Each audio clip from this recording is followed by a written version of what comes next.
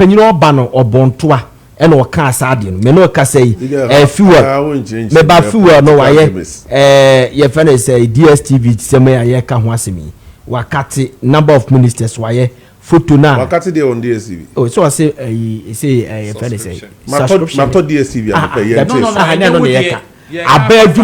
abedwumafo a omo na abedwumafo dey teso amefa mo yes mo bi akra nusu afi de to so bi photo na na bo man paginachi no we the first pan here the ma contract on na ka obi bia 10 million 20 million near the various institutions but man pagini ba no ya no so obi an pen drive we na me de tu kwa no akọ download na de enko so 200 Ghana cedis etim so wo kate cost e ba se no a wo ase oposi the all co printing na enko so 200 Ghana cedis and 300 cedis ma print bi anya esebi e code so assembly onya assembly nsika no mde am say improvise and improvise anya assembly nsika find it nsika the be a chief executive no ono ade bottom say improvise I'm saying improvise na eba say na boya mo nhimo I said there omunya concert na nyene siga first of all answer me address this issue siga I think say maybe by ye gumpenifo bi animase a renowned man of God omusuru nyame adi nyankopon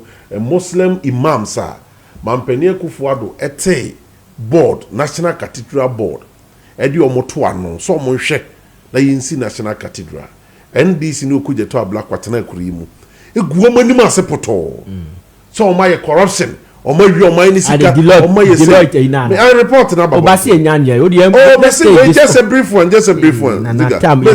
what is 1 10 minutes they won't can meeting it to them I mean dealing with this one Mesre said the head of Madusa Mrabontin no be pass off yacho uru kuje to ablakwa on fan kuto ni mfa ho said wo ye na ade ko bi o matem no me pa o mo chew because the light report and say 1 Ghana cedi kura nyira obi amfa ne seconds obi like apostle nyina papa ya bone bra many years sum nyame adi nyame achi that bishop don't come resigning nyina I know they resign because of insult and eba wo so ziga say we no be kan ho asem ye will be kan ho I have been given 10 minutes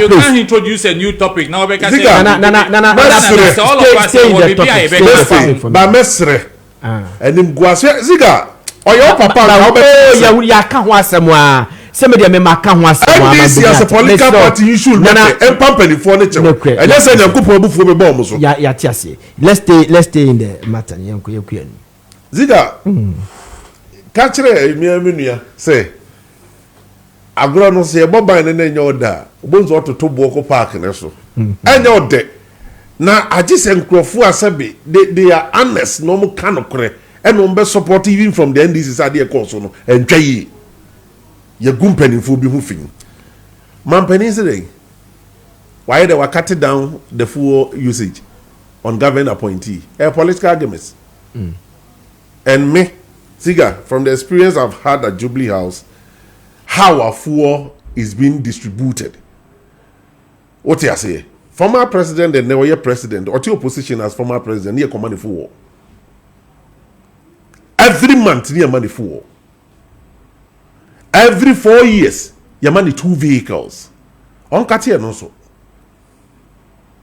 Siga oko sa policy or dey be what ya bontia e sound so good but ukomu a enye mampani ene determine CEO fu ayemfama no a public service so mampani the first we appointed Dr. Inusa say onkoye CEO buffer stock GRA whatever institution you know the entire mampani team control moka say nomination or whatever mampani appointed Dr. Inusa otusha green letter ne so a dey acting CEO white letter ni free public service na eba omototo anu wie ni agi utuma no mo so issue white letter and they confirm na fe acting na free ho no be confirm CEO na no and a public service ebe ma o condition of service any will benefit a wo benya enti se mampani tire Jubilee as no issue letter say na appointee bia full no wakate ne offer it won't work until say the directive no be public service no more year free our appointment so a political argument yeah, it should be straight to that public. It can't be straight because all your appointee me say don't go and take any fuel. It's not a matter of don't go and take the fuel. The condition necessary. Yeah, appointed no letter the man no. E dey asem na eka. What you say? So the condition no don't take fuel. That's what you can't say that until you withdraw that condition now the man no from the public sector. From the public service. Ultimately, can verbally and you should let them to wiem and deceive Ghanaians say my catcher Ghana for say my point is more be any for. I'm going to give you some institution and eduma wumu. Man pedi na appointee IGP. Enti sasema si mikrom dwaso. No say IGP ko dwaso, IGP panisi kan ento petrol ko dwaso. So official vehicle. What the question am bisa na say. Now we explain here be me beba ho. Sa official ne government appointee be any using a private vehicle. The only coffee in the official vehicle. Unya ko near Massa Land Cruiser near Diamawa. It's not your personal vehicle and your official vehicle. And no na the coffee na dia bedjuma. It is all kinds of katifu or by official vehicle the bema for. Siga, why not the personal car bedjuma? Tell me. Why not the personal vehicle? So no or the baby see edjuma no bedura wa be use official vehicle no. Except departmental. If you at this department, they have maybe 10 people in the department. They have only 1 or 2 but even that department heads no omo use those cars in the ko mu fie. Meboa.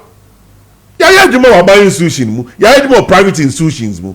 So who issue statement here to me a political gain or just creating something in there. I mean the airwaves.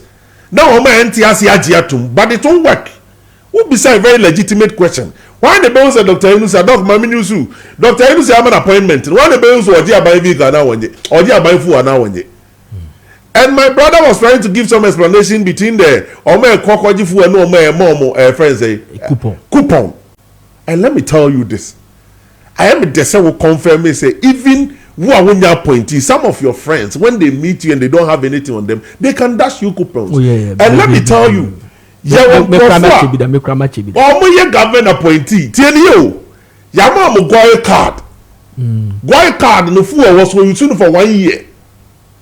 Why government appointee yama the goy card or you for 1 year mo ba be mo issue bi am nkrofo bebre almost all the appointee because who kwakojo appointment letter now ubi bi aka ho yama card coupons ni ye cha siga ye samo mo bi epi so mom be mom girlfriends. So which one is the directive way and let me bring you back to the Jubilee House. Siga, many director of friend is transport and logistics. I was former director Jubilee House. Now I don't know what an I was very close to him. Meaning said the distributions niko. Government institution be out with the book letter or the call a friend say Castle Equity Fuel. And only a friend coupon booklet. A book. I said receipt be there. A won't be brave. And it's all qua of fellow car near. Near trail letters I would ye. Not driver not sign it. Near take copy. Not book need a car him. A son was Sandy Abba. So is President Mahama telling us a castle the over Shatter filling station it down. And that's all because we'll be a going to be more say you're shutting it down. About Nana, only the widely explanation. I am trying to explain the system to you. The details of the policy. Instead of Beya, dance. And then I will back a cassette. Call my penny. What consider on some of my women now? And I'm saying many Ghanaians doesn't know the explanation I'm giving. So me explain it. Now you watch it. And secondly. Oko Jubilee House wo bebusa amasem tete wo de ni nyina film ko wo ntimi mmam na awia do de na kama de no ziga what time na mema every time no me 1 minute no for 30 seconds oh ziga Oko Jubilee House you another fuel station wo ho yeah I know no so government appointees ministers CEOs Oko Jubilee House more access to fuel omo koji fuel ziga you bisa say you be shut here no so down. So because our appointees in Amobi and Yeboah, Jubilee House the president for Honey Buno, chief of staff the Honey Buno castle. Everyone Jubilee House the castle they different. You obviously Jubilee House. I'm saying that me close to Directorate of Transport. I will Jubilee House. Your filling station. I will Jubilee House. Unima me do be kwa kochire. What you say? So these 2 filling stations here, 7 government officials. You better shutting it down now. Say you shutting it down there. Let no more train vague. They should write another letter indicating the kind of appointees are. Okay. Baziga, I'll be very emphatic here. And your politics. And I'm Penny John Dramani Mahame. So I say I come in 2 minutes. Never ask. David, I don't to be my nose. I'm 3 minutes and so yes. Maybe hold on. Maybe okay. Maybe 10 minutes. Maybe Manusi no. Man Penny Kwadwo Breso. Or Kate salary by 30%. Former president, current president John Dramani Mahama Breso the first term. Or Kate salary by 10%. Auditor General report to Babontin Bekatri say Yeboah omo fe change music anyina. Maintain your Auditor General report 2017. Ebe Katri Ghana for say 10% now Mampeni John Dramani Mahama first Mahama no. E ka say cut from the appointee salaries no. That is not true. Me see, I've given you the source. Auditor General report 2017. 2016, 2015. I challenge you. Produce that report. I'm saying that I've given you the report. No, you have access to the report. What can invade? Produce it. Almost fair change your music or be one man in the year or the year I buy anything means I can't hear. So I am telling Daniel say a populist agenda and NDC for you know. One more coupons of so they charm girlfriends or tear your money be. Yamani bi amani you be the yire bi agu the car with the girlfriends the kuta coupons ni bi mo ba about 6 months mo girlfriends ton coupons or filling stations 6 months mo girlfriends ton coupons or filling stations. You people should give us a break. Okay.